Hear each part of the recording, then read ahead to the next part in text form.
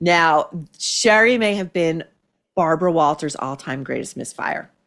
Here, we're going to take a quick look at Sherri cheerfully relaying why ABC Brass didn't want to hire her, and Barbara saying, no, I think she'd be great.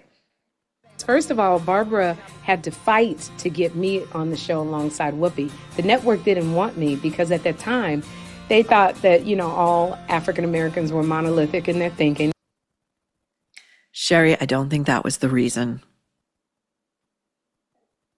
I don't think that was the reason. I think they knew you were a moron. I think they knew that if they took an EKG of your brain activity, it would be.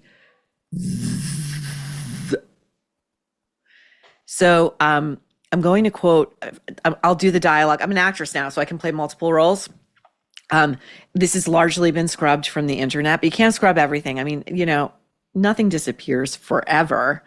So I did find the clip. We can't air it, sadly, for rights and clearances reasons, but I'm going to do a reading. Now, this is a conversation.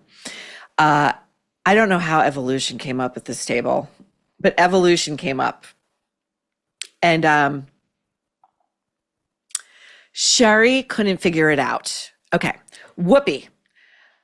So you don't believe that evolution happened? Sherri, no. Whoopi. Is the world flat? Sherri, is the world flat? Whoopi, yes. Sherri, I don't know. I mean, you have to laugh. But these are the people that Barbara Walters and ABC News thought were at the level to beam into the homes of American women and any other bystanders who happen to be watching at 11 a.m. Eastern to talk about the issues, to have an intelligent discourse worthy of the audience.